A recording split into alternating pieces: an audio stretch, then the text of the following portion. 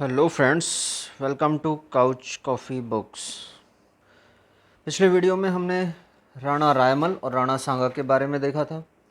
हमने देखा कि राणा रायमल ने एकलिंग मंदिर का वर्तमान स्वरूप बनाया और उनकी रानी थी श्रृंगार कंवर। उन्होंने घोसुंडी में एक बावड़ी का निर्माण करवाया। साथ ही हमने घोसुंडी अभिलेख के बारे में भी जाना कि यह वैष्णव या भागवत धर्म की जानकारी देने वाला राजस्थान का प्राचीनतम अभिलेख है और इससे गजवंश के राजा सर्वतात के बारे में भी जानकारी मिलती है कि उन्होंने अश्वमेध यज्ञ करवाया था। फिर हमने पृथ्वीराज के बारे में देखा, जिन्हें उड़ना राजकुमार कहा जाता है, और उनकी रानी तारा के नाम पर तारागढ़ किले का नाम रखा गया, जो कि पहले अजमेर दुर्ग था। पृथ्वीराज की 12 खंभों की छतरी कुंभलगढ़ में है। जयमल के बारे में भी देखा, जो भी बेटा था रायमल का ही, और वो सोलंकियों के खिलाफ लड़ता हुआ मारा गया। फिर उनके अगले बेटे थे राणा सांगा, जिनको संग्राम सिंह भी बोलते हैं।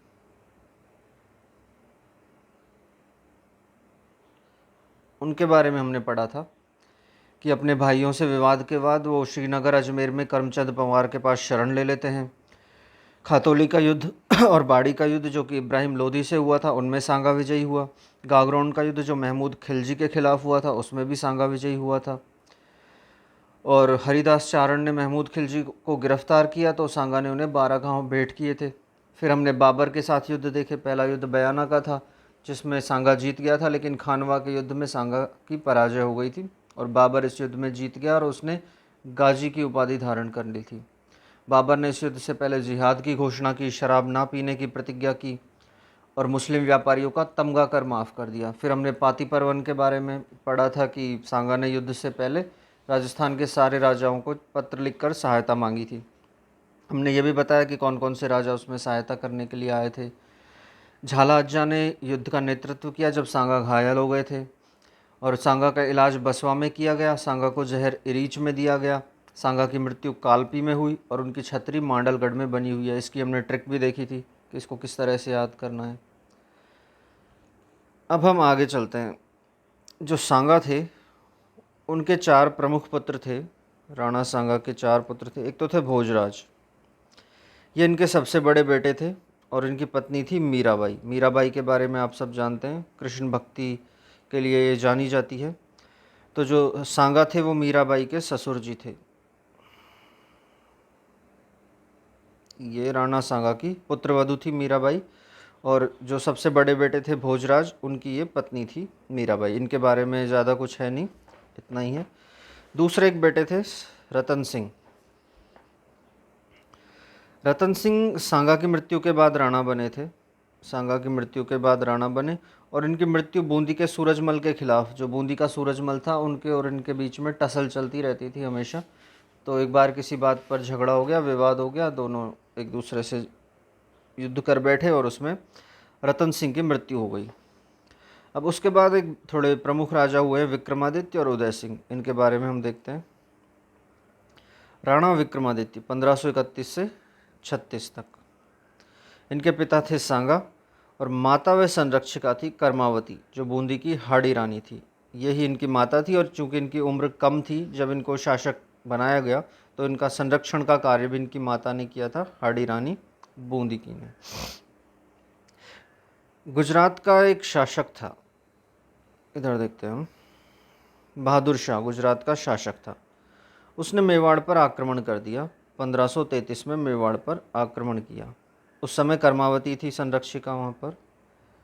जब इसने मेवाड़ पर आक्रमण किया तो कर्मावती चूँकि इस स्थिति में नहीं थी कि वो युद्ध कर सके, क्योंकि सांगा की मृत्यु के बाद स्थिरता नहीं थी मेवाड़ के शासन में, शासक बदलते जा रहे थे, उतने शक्तिशाली थे नहीं वो।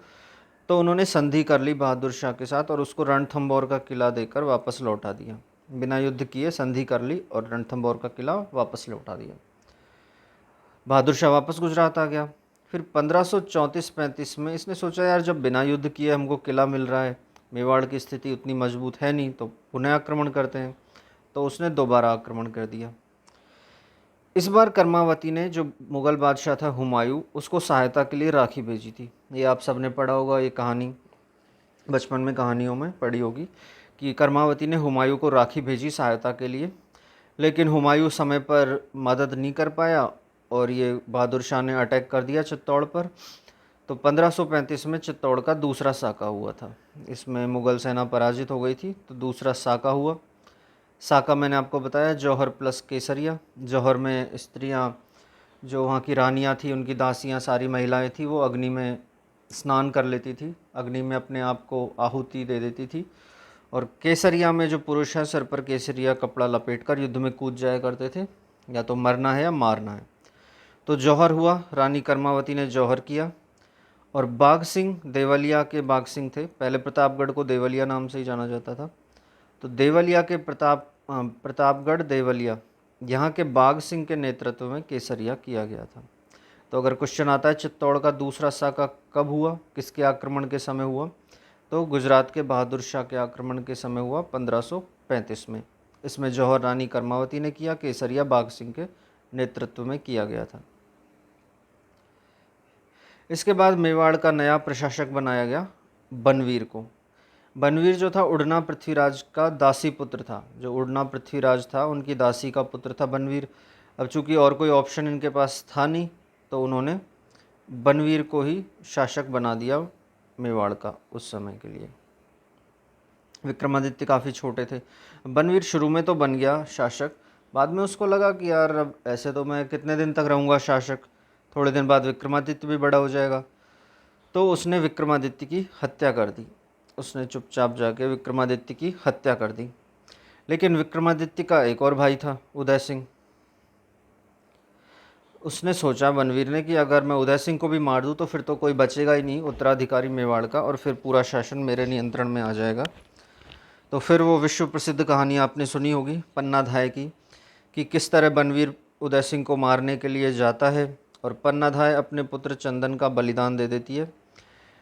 विक्रमादित्य के जो उसका बेड था, उस पर अपने पुत्र चंदन को लिटाकर उसको ढक देती है।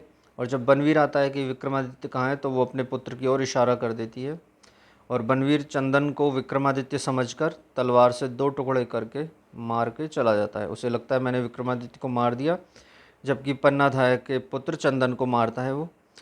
और ऐसा त्याग और बलिदान की कहानी शायद ही हमें इतिहास में देखने को मिले कि एक माँ ने अपने स्वामी की रक्षा के लिए अपने पुत्र का बलिदान दे दिया। तो हमें पन्ना धाय को इस हेतु स्मरण करना चाहिए। जब पन्ना धाय ने चंदन का बलिदान दे दिया, तो उसके बाद वो उदय सिंह को लेकर शरण के लिए गई कुंभलगढ़ के आशादेवपुरा के पास। कुंभलगढ़ जो कि मेवाड़ की संकटकालीन राजधानी भी कही जाती है, तो वहीं पर शरण लेने के लिए गई। वहाँ के उस समय नियंत्रक थे आशादेवपुरा। ऐसा कहते हैं कि शुरू में तो आशादेवपुरा उनको सहायता देने के लिए या शरण देने के लिए थोड़ी आनाकानी कर रहे थे, लेकिन जब उनकी माता को पता लगा तो उन्होंने उसको अच्छे से डांटा फटकारा कि तुम्हें शर्म आनी चाहिए कि ये वही किला है कुंभलगढ़ का जिसको कभी राणा सांगा ने हमें दिया था संरक्षण करने के लिए, और आज जब उनके उत्तराधिकारी हमारे द्वार पर सहायता के लिए खड़े हैं तो हम उनको नज़रअंदाज कर रहे हैं। तो कहते हैं इसके बाद आशादेवपुरा का हृदय परिवर्तन हुआ और उन्होंने फिर बाद में उनको शरण दे दी, उदय सिंह और पन्ना धाय को कुंभलगढ़ के किले में। ये आप चित्र में देख सकते हैं। कहानी आपने डेफिनेटली पढ़ी होगी बचपन में पन्ना धाय के बारे में। फिर आगे देखते हैं हम राणा उदय सिंह। अब राणा थोड़े बड़े हो गए उदय सिंह, काफ़ी सालों तक तो वो कुंभलगढ़ के किले में रहे शरण लेते हुए। बाद में वो जब बड़े हो गए तो एक मावली का युद्ध किया था उन्होंने 1540 में। मावली नामक जगह है, वहाँ पर उदय सिंह और बनवीर के बीच युद्ध हुआ। उसमें उन्होंने बनवीर को पराजित किया और उदय सिंह अब राजा बन गए थे मेवाड़ के। उदय सिंह ने 1559 में उदयपुर की स्थापना की और उदय सागर झील का निर्माण करवाया। ये आप देख रहे हैं बहुत ही सुंदर झील उदयपुर में उदय सागर झील है। इसका निर्माण उदय सिंह ने करवाया और उदयपुर की स्थापना भी उदय सिंह ने की थी। 1567-68 में अकबर ने आक्रमण किया चित्तौड़ पर। तो आक्रमण इतना शक्तिशाली था कि उसका शायद सामना नहीं कर पा रही थी मुग़ल सेना। तो उदय सिंह वहाँ से निकलकर गिरवा की पहाड़ियों में चले गए थे और जो चित्तौड़गढ़ किला था उसकी जिम्मेदारी दी थी जयमल और फत्ता को। तो यहाँ पर चित्तौड़गढ़ का तीसरा साका हुआ। तो अगर क्वेश्चन आए चित्तौड़ के जो 3 प्रमुख साके थे उनमें जो तीसरा साका था किसके आक्रमण के समय हुआ, वो हुआ था अकबर के आक्रमण के समय। उस समय शासक थे उदय सिंह, और वो जिम्मेदारी दे गए थे जयमल और फत्ता को। तो यहाँ पर फिर साका हुआ, जिसमें जौहर किया था फूल कंवर ने, और केसरिया जयमल व फत्ता ने किया था। तो इस तरह चित्तौड़ का तीसरा साका हुआ था। ऐसा बोलते हैं कि जब जयमल युद्ध कर रहे थे तो अकबर की एक बंदूक थी जिसका नाम था संग्राम। क्या नाम था? संग्राम। उससे जयमल के पैर में गोली लगी, और वो फिर पैर गोली लगी तो उससे उनसे खड़ा रहा नहीं जा रहा था, वो युद्ध कर पाने में असमर्थ थे। तो वैसे वो निराश होकर बैठे हुए थे कि कम से कम मैं जी नहीं सकता तो अपने देश के लिए रक्षा करने के लिए मरने का मौका तो मुझे मिलता, लेकिन मैं युद्ध भी नहीं कर पा रहा हूँ। तो वहाँ पर थे कल्ला राठौड़। उन्होंने कहा कि आप चिंता क्यों करते हो, आप मेरे कंधों पर बैठ जाइए और हम युद्ध करेंगे। तो ये जो आप मूर्ति देख रहे हैं वहाँ पर बनी हुई है। तो जयमल जो थे वो कल्ला राठौर के कंधों पर बैठकर युद्ध किया था, इसलिए इन्हें चार हाथों वाला देवता बोलते हैं। कल्ला राठौर को चार हाथों वाला, क्योंकि इनके चार हाथ हो गए थे, दो जयमल के, दो फत्ता के, सॉरी दो जयमल के और दो इनके खुद के, कल्ला राठौर के, तो इसलिए उन्हें चार हाथों वाला देवता बोलते हैं। अकबर इनकी वीरता से काफ़ी प्रभावित हुआ। जयमल और फत्ता ने जिस तरह युद्ध किया था उससे अकबर काफ़ी प्रभावित हुआ, और उसने आगरा के किले में इनकी मूर्तियों का निर्माण करवाया, जिसका वर्णन फ्रांसीसी यात्री बर्नियर करता है। उसकी बुक है travels in the Mughal empire. उसमें वो वर्णन करता है कि अकबर ने ही जयमल और फत्ता की मूर्तियां आगरा के किले में लगवाई थी। आगे चलते हैं। जयमल और फत्ता की मूर्तियां जूनागढ़ किला बीकानेर में भी लगी हुई है। आगरा के अलावा बीकानेर का किला है जूनागढ़, उसमें भी जयमल और फत्ता की मूर्तियां लगी हुई है। अभी जयमल फत्ता कौन थे? देखिए, जयमल तो थे मेड़ता के राजा, और फत्ता थे आमेट या जो राजसमंद में है वहाँ के सामंत। और फूल कंवर जयमल की तो बहन थी और फत्ता की रानी थी, यानी जयमल की बहन थी, इनका विवाह फत्ता से हुआ था। तो फत्ता जयमल के जीजाजी थे। और फत्ता जो आमेट था राजसमंद के सामंत थे, वो मेवाड़ के 16 प्रथम श्रेणी ठिकानों में शामिल था। जो प्रथम श्रेणी 16 ठिकाने थे मेवाड़ के, जिनमें से 4 तो चूड़ा को दिए गए थे। हमने पढ़ा था कि मेवाड़ का भीष्म चूड़ा को कहा जाता है, और उनके त्याग के कारण उन्हें 4 बड़े ठिकाने दिए गए थे, जिनमें सलूमबर जो कि सबसे बड़ा ठिकाना था वो भी शामिल था। तो उन्हीं 16 प्रथम श्रेणी ठिकानों में आमेट भी शामिल था, जो कि राजसमंद में है। ये संग्राम अकबर की बंदूक थी जिससे जयमल घायल हो गया था, पढ़ा था अभी हमने। उदय सिंह की मृत्यु 28 फरवरी 1572 को हो गई थी। ये होली का दिन था, और इनकी छतरी गोगुंदा में बनी हुई है। उदय सिंह की छतरी गोगुंदा में बनी हुई है।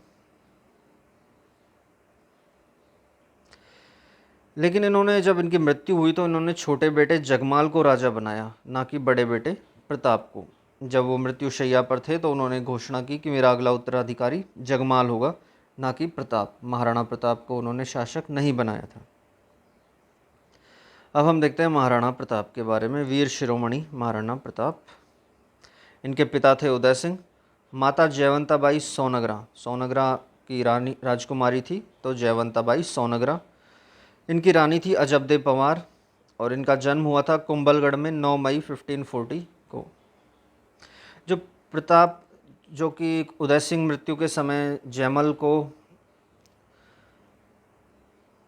को, छोटे बेटे जगमाल को शासक बना के गए थे, तो वहाँ परंपरा क्या थी कि जो अगला राजा बनने वाला था वो अंतिम संस्कार में नहीं जाता था, बल्कि ऐसा बोलते थे कि उसके तो राज तिलक की तैयारियां करो और राजा का सिंहासन खाली नहीं रहना चाहिए।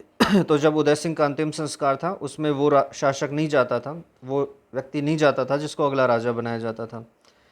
तो जगमाल तो वहीं रुक गया, और बाकी सारे लोग शमशान में चले गए। वहाँ महाराणा प्रताप भी गए थे। तो जो इनके महाराणा प्रताप के ननिहाल पक्ष के थे, उन्होंने वहाँ बात की सलूम्बर के सामंतों से कि ऐसा कैसे, बड़ा तो प्रताप है, योग्य भी प्रताप है, तो प्रताप को शासक बनना चाहिए। तो ऐसा बोलते हैं कि उन्होंने वहाँ पर जो सलूम्बर के सामंत थे कृष्णदास चूंडावत, चूँकि मेवाड़ के राज तिलक का अधिकार सलूम्बर के सामंत को ही था, हम पहले पढ़ चुके हैं, तो इन्होंने गोगुंदा में उनका वहीं पर राज तिलक कर दिया था। पहला राज तिलक वहीं पर हुआ। तो जब वापस वो लौट के आए तो उन्होंने जगमाल को बताया कि मेवाड़ का अगला राणा महाराणा प्रताप को नियुक्त कर दिया है। तो उसके बाद उनका विधिवत राज तिलक किया गया कुंभलगढ़ के किले में।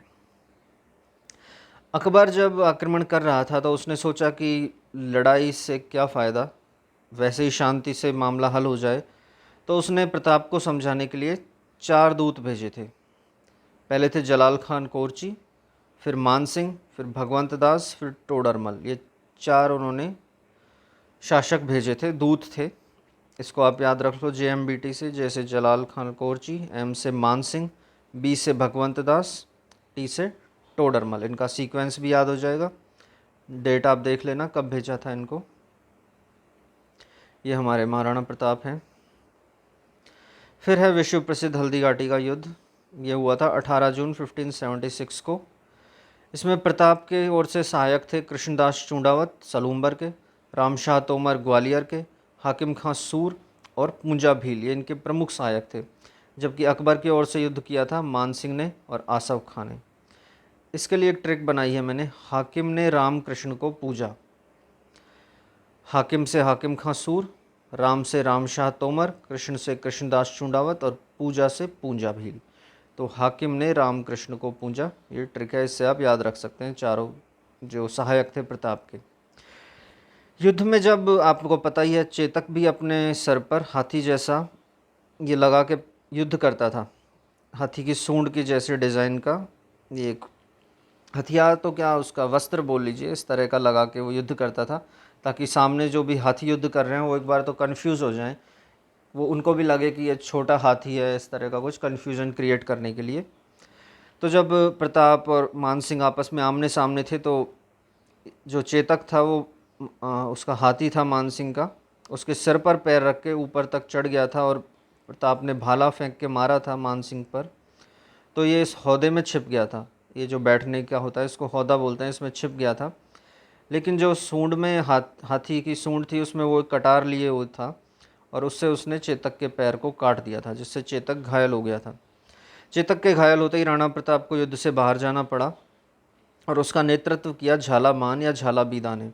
मैंने बताया था राणा सांगा भी जब युद्ध में घायल हो गए थे तो उनका नेतृत्व किया था झाला अज्जा ने, और यहाँ पर युद्ध का नेतृत्व किया झालामान या बीदा ने। और चेतक की जो छतरी है वो बनी हुई है बलीचा राजसमंद में। एक सैनिक था अकबर की सेना में, उसका नाम था मिहत्तर खां। बीच में सैनिकों का हौसला टूट रहा था क्योंकि महाराणा प्रताप की सेना बड़े ज़ोर शोर से युद्ध कर रही थी और उनको पराजित कर रही थी।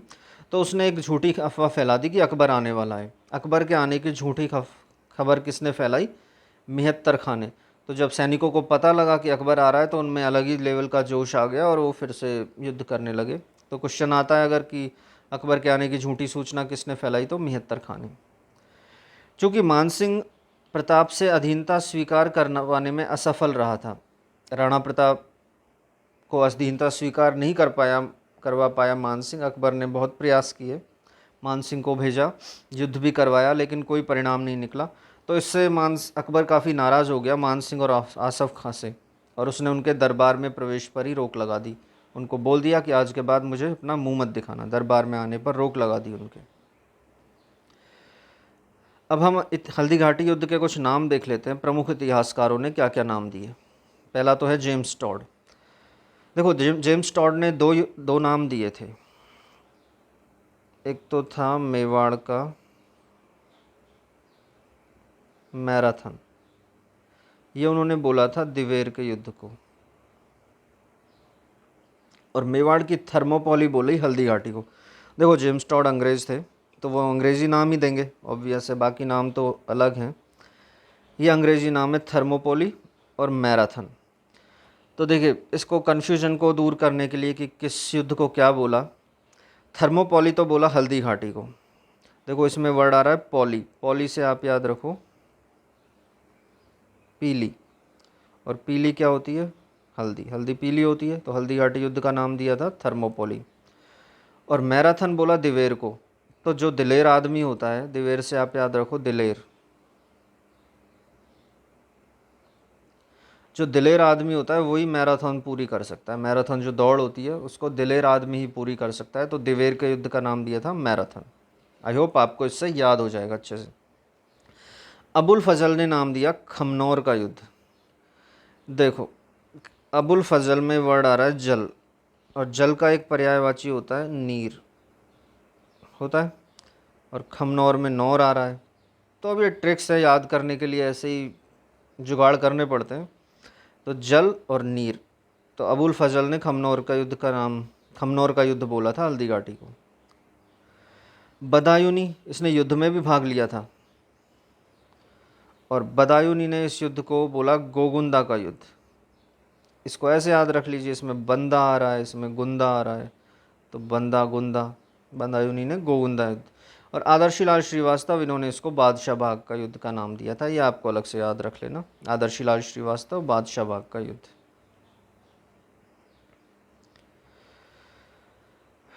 1576 ईस्वी में अकबर ने मेवाड़ पर आक्रमण किया और इसका नाम बदल कर क्या रख दिया, मोहम्मदाबाद। तो अगर क्वेश्चन आता है कि अकबर ने मेवाड़ का नाम बदल कर क्या किया, तो आंसर है मोहम्मदाबाद।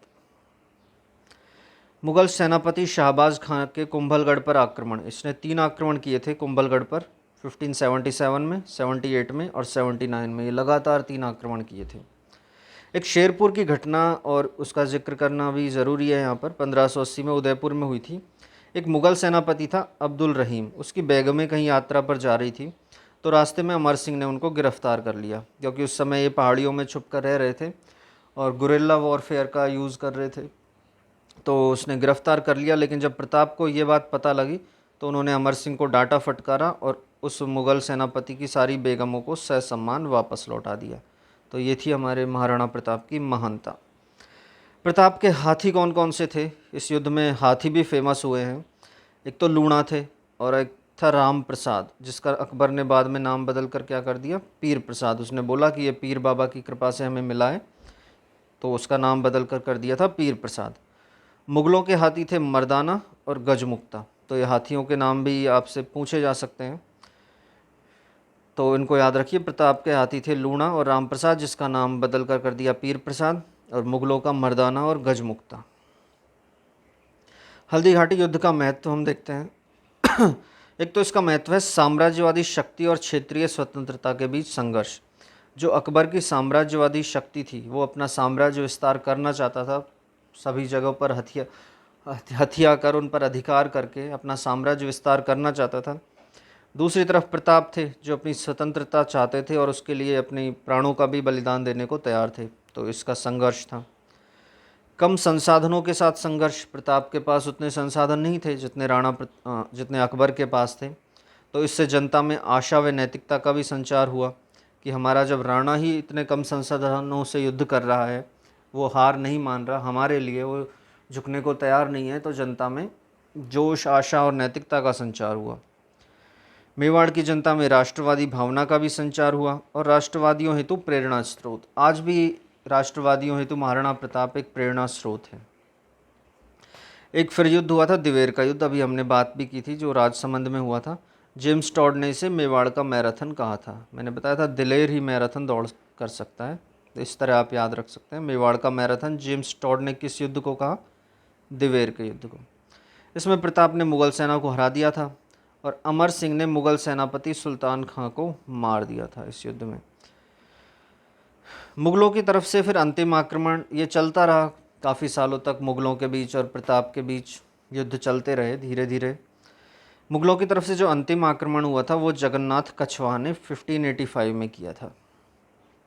प्रताप ने आमेर रियासत का मालपुरा टोंक छीन लिया था, और यहाँ पर उन्होंने एक तो झालरा तालाब और नीलकंठ महादेव मंदिर का निर्माण करवाया मालपुरा टोंक में। तो झालरा तालाब कहाँ पर है? मालपुरा टोंक में निर्माण बाय महाराणा प्रताप। नीलकंठ महादेव मंदिर मालपुरा टोंक बाय महाराणा प्रताप। महाराणा प्रताप ने चावंड को अपनी राजधानी बना लिया था बाद में, और इसी चावंड से मेवाड़ की चित्रकला का स्वतंत्र विकास आरंभ हुआ था। तो अगर क्वेश्चन आ जाता है कि मेवाड़ की चित्रकला का स्वतंत्र विकास कहाँ से प्रारंभ हुआ, तो आंसर होगा चावंड से। और इस चित्रकला के प्रमुख चित्रकार थे नसरुद्दीन। चावंड में प्रताप ने चामुंडा माता का मंदिर का भी निर्माण करवाया था। चामुंडा माता मंदिर, इसका भी निर्माण प्रताप ने करवाया था। और जो ये कई सालों तक युद्ध चलता रहा, इसमें धीरे धीरे प्रताप ने चित्तौड़ और मांडलगढ़ को छोड़कर संपूर्ण मेवाड़ पर वापस अधिकार प्राप्त कर लिया था। प्रताप की मृत्यु चावंड में हुई थी 19 जनवरी 1597 को, और इनकी 8 खंभों की छतरी बांडोली उदयपुर में बनी हुई है। प्रताप के दरबारी विद्वान देख लेते हैं हम। हेमरत्न सूरी, इनकी पुस्तक थी गौरा बादल की चौपाई। चक्रपाणि मिश्र, इनकी पुस्तकें थी राज्याभिषेक, मुहूर्तमाला और विश्ववल्लभ। ये जो विश्ववल्लभ है, इससे हमें उद्यान विज्ञान की जानकारी मिलती है इस पुस्तक से। सादुलनाथ त्रिवेदी थे।